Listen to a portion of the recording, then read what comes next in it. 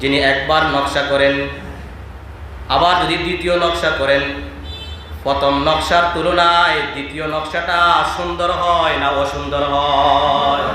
কথা বলেন, সুন্দর না অসুন্দর? আপনারা যারা লেখাপড়া করেছেন, আমরা যারা লেখাপড়া করেছি, দেখা গেছে আমাদের খাতার থেকে, পরীক্ষার খাতার থেকে অনেকে নকল করছেই করে নাই। যিনি নকলকারী তিনি আমার থেকে, যার থেকে নকল করছে তার থেকে নাম্বার বেশি পেয়ে যায়, ঠিক না বেটি? কেন? যিনি লিখতেছেন চিন্তা করে লিখতেছেন, যে লেখাপড়া যা কিছু শিখছেন সে আলোকে লিখতেছেন। মাঝে মাঝে ভুল হয় কি হয় না? কাটতে হয় কি হয় না? কিন্তু যিনি নকশা নকল করনেওয়ালা তার তো আর দাগ দিতে হয় না, তার লেখাটা সুন্দর হয়, পরীক্ষার মধ্যে সে নাম্বার কি পায়? বোঝানোর জন্য বলছি।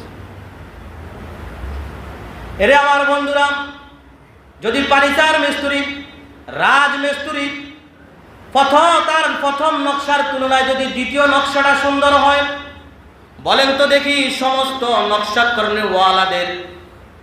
করনেওয়ালাদের হেড, সমস্ত নকশাকারীদের যিনি প্রধান, চিৎকার করে বলেন, আওয়াজ করে বলেন, তার নাম কি? আর জোরে বলেন কি? তার নকশাটা কি সুন্দর হবে না অসুন্দর হবে?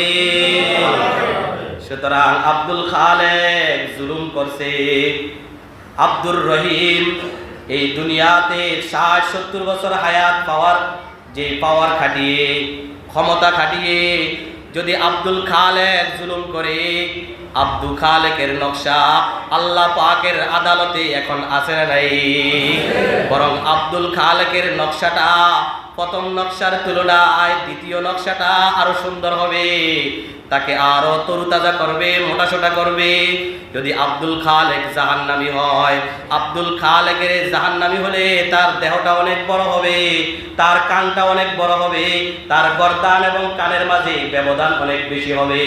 সেই আব্দুল খালেককে জাহান্নামের উপযুক্ত করার জন্য আল্লাহ পাক কি সুন্দর নকশা তৈরি করতে পারে না? পারে না? এই হিন্দুরা বলে, বিদ্যার্থীরা বলে, এই জন্য তারা মানুষকে কি করে ফেলে?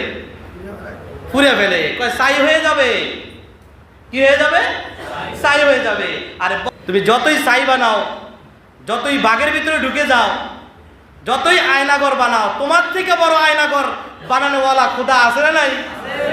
তোমার থেকে কারেন্টের শর্ট দেওয়ার জন্য যে চেয়ার বানাইছো, তোমার সেই কারেন্টের শর্টের চেয়ার আল্লাহর কাছে কি আরো উত্তম চেয়ার নাই? কথা বলেন নাই? রে বন্ধুরা, নব্য স্বৈরাচার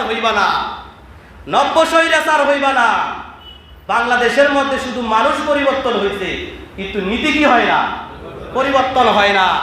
আজও প্রশাসনের লোকেরা কিছু একদলকে সাপোর্ট দিয়ে ক্ষমতায় যাওয়ার জন্য বিভিন্নভাবে ষড়যন্ত্র করতেছি, কি করে নাই? এজন্য বলি, বাংলাদেশের মধ্যে শুধু মানুষ পরিবর্তন হয়েছে, কিন্তু কি হয় নাই? নীতি পরিবর্তন হয়। এজন্য নীতি পরিবর্তন করতে হবে।